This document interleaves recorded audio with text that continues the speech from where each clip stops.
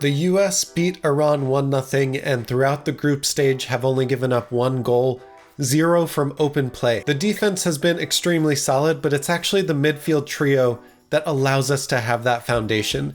So let's find out a little bit more about how the US is able to do that and add to their attack at the same time. What is up, everyone? Welcome to It's Called Soccer. My name is Jake. I'm a UEFA C licensed coach. I love to break down the tactics of world soccer, especially as it relates to the US men's national team. We reached our goal of the World Cup to get to 6,500 subscribers, which means we can move into a new stadium with our subscriber base. I'm happy to announce It's Called Soccer will now be moving to Bill Armstrong Stadium, home of the Indiana University Hoosiers. If you want to help us move into a bigger stadium and fill those seats, make sure to subscribe down below. And we crushed it at the World Cup. I was looking for 6,500 subscribers before the World Cup ended. We're only halfway through, so here's a new goal. If you want the US to win against the Netherlands on Saturday, let's get this video to 1,000 likes. Only you can control the destiny of the US men's national team. Here's how this video is going to go. We're going to talk about the initial formations and tactics, as well as the change at center back for CCV and Walker Zimmerman. We'll take a deeper dive on the Pulisic goal, and we'll talk about why this wasn't really a surprise of how this happened, how we were creating almost the exact same chances throughout the game. We'll do a deeper dive and a tactical analysis around what the US does to cover their defense with their midfielders. Finally, I think it's time to talk about the substitutions that Greg Berhalter is making towards the end of these games. By the end of this video, you'll be able to tell how everything works together, where it's not just complementary, but it's actually working more like an intricate machine where all of the parts are fitting together to work towards one cohesive goal. All right, let's start with the formations and shape. The US set out again in a 4-4-2 in rest defense, so when Iran had the ball, US was setting up with Timothy Weah and Josh Sargent as the two forwards and dropped Christian Pulisic back on the left. This didn't happen very often because Iran didn't normally have possession that wasn't straight counterattacking, but when it did happen, we were set up in a 4-4-2, the one that worked so well against England. Now in possession, the US was using our standard 4-3-3, but I really am excited to talk about what we have been doing that has made this so successful and provided us with the stability to go forward and make chances. Iran on their side set up in a 4-4-1-1 with Mehdi Taremi sitting as a shadow striker right behind Sardar Azmoun, and Iran was really looking for the goal of this match to be get those counterattacking options, have Sardar Azmoun play off the shoulder of one of our last center backs.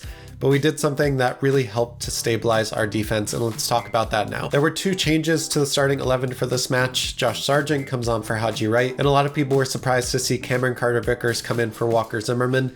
It has to be said, out of all of the starting 11 players throughout the first 2 games, Walker Zimmerman was probably the player that was most at risk for being replaced in the starting 11, and Cameron Carter-Vickers provided us with a player that is used to playing against a low block because he plays for a dominant team, Celtic, in the Scottish Premiership, and he also has high recovery speed, so if Iran was to counterattack, Cameron Carter-Vickers was smart to snuff it out. All right, in possession, let's talk about this because the US uses a very specific 4-3-3 variant, and it's the reason for the Pulisic goal. This was coming. You could see the way that we were trying to build throughout this first half in the exact same situations to set up his team with the thought that the fullbacks are our best attacking option and some of our most dangerous players. But at the same time, you don't want to leave those spaces open because it's one of the few spaces that Iran could take advantage of in the counterattack. So what Greg does to set up his team is he allows Serginho Dest and Anthony Robinson to push up, sometimes even higher than the wingers themselves, Christian Pulisic and Timothy Weah, but he'll drop a midfielder, whether that's Tyler Adams, Weston McKennie, or Yunus Musa, into those spaces that Serginho Dest and Anthony Robinson leave vacated. You can see this very instance happening over and over again in the first half. At 13:29, Tyler Adams moves into the right back spot. He sends Serginho Dest further up past Musa, and as the Iran defense moves over to cover the space Dest is now taking up, Josh Sargent is in behind and Tyler Adams makes that pass. This is what I mean by the whole intricate machine working together towards one goal, where because Tyler Adams is taking up that right back spot, Serginho Dest is pushing up past Yunus Musa. The Iran defense now needs to counter that by playing a little bit wider than they would like, and it opens up space in behind. One of the best instances of this was at 15:42 in the match, where Jedi was so much further up the field than Christian Pulisic. Because Iran was spending so much time and energy tracking where Christian Pulisic was on the pitch, Anthony Robinson had so much space in behind to get through into those spaces. At the 16-minute mark, you can see the spaces that the US were attacking were really in the wide areas. They were getting their fullbacks or their midfielders to the byline to go across the net, while Iran is spreading out the defense to defend the ball. You can see here another moment of Anthony Robinson getting it out wide and cycling it into the box. This cross was just behind Timothy Weah to play into the ball. And at 22:15, we can see another example of the wide play where Timothy Weah does get to the byline. He tries to pull it back to Christian Pulisic, but the Iran defense blocks it. Now this goal is really the culmination of all of these things that we just talked about. We started by stretching the field on the left side with Anthony Robinson. He recycles it back to Tyler Adams, who gets it to Weston McKennie. McKennie picks his head up, sees Dest making a run on the other side of the field. Now that the Iran defense is stretched, the fullbacks are high and wide to move Iran into space.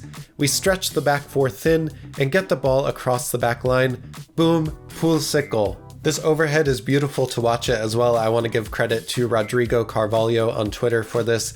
It was an awesome play to see, and you can see how all of these pieces are coming together to give Pulisic that goal. The other thing that I want you to pay attention to on this Pulisic goal is because Jedi is so high and wide in the play, it takes away the player that should have been tracking Christian Pulisic that entire time, and it leaves Iran being in a forced position to have a midfielder or center back track back, and they're just not ready and prepared for Christian Pulisic crashing the net. When the US lost the ball and Iran was trying to counter, we always left a midfielder to defend the space to cover what was left by the fullbacks. This allowed the US to always have at least 3 back, and Iran was really only counterattacking with 2, so we were never really outnumbered in the counterattack. You can see here where Dest is pulled into the middle of the pitch.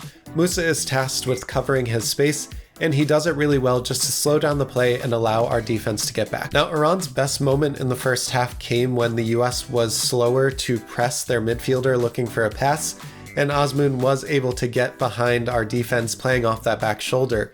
When Iran is in possession, they can really only go long, so if the US midfield doesn't have enough pressure on the ball, the Iran midfield can find their best chances in behind, and we saw that here. Now, it does look like we learned our lesson because that rarely happened throughout the first half after that play. Now, a great visual of this is to look at the average positions for the starting 11 for both teams.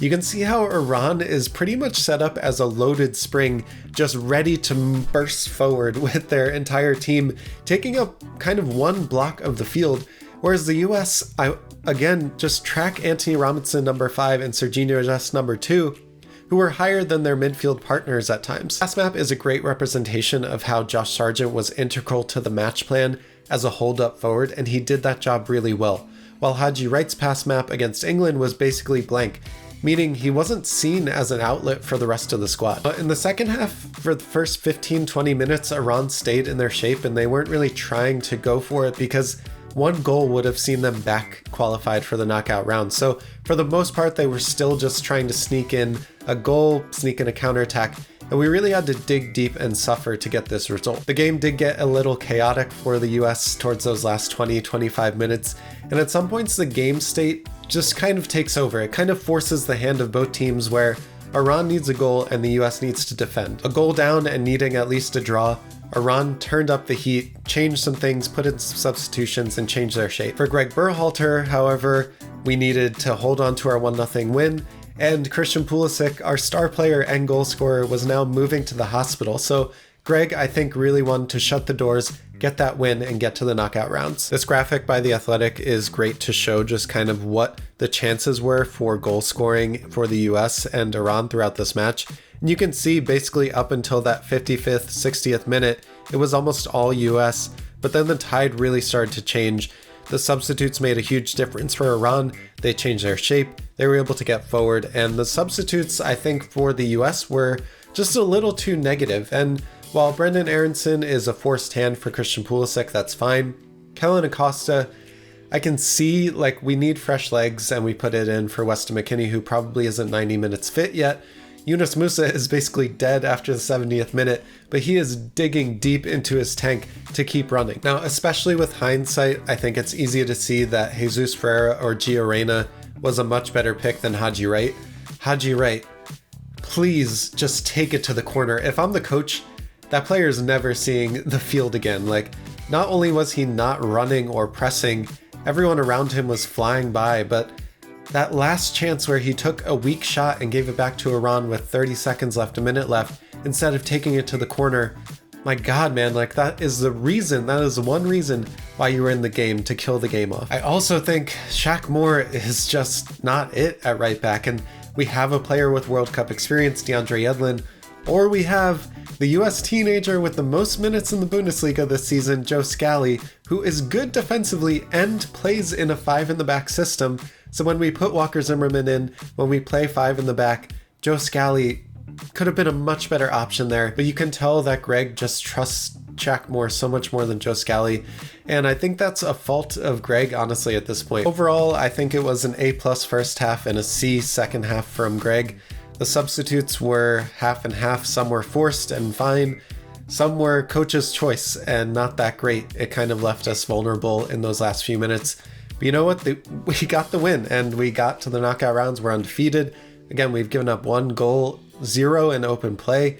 We've only scored 2 though. So if we can grind out those 1-0 wins and make it and win the World Cup, then nobody's going to complain.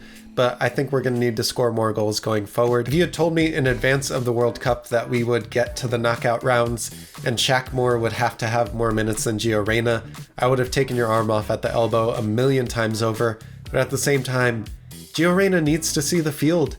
He's one of our best players, so try and fit him in somewhere. He can play that false 9, he can kill games for us, he can get fouls and set pieces. We need to see Gio Reyna on this pitch for the US, but hey, if we keep winning and Gio Reyna doesn't see it, I'm not going to complain too much. This was, it has to be said, a great game from Greg for the most part. Switch out some of the substitutions and it's almost perfect, but hey, we are where we are. Everyone, thank you so much for watching. I will have a tactical preview out for the USA-Netherlands game in the next few days, so make sure you put that alert bell on for the channel and you are subscribed. Until next time, I'll see you on It's Called Soccer. Peace.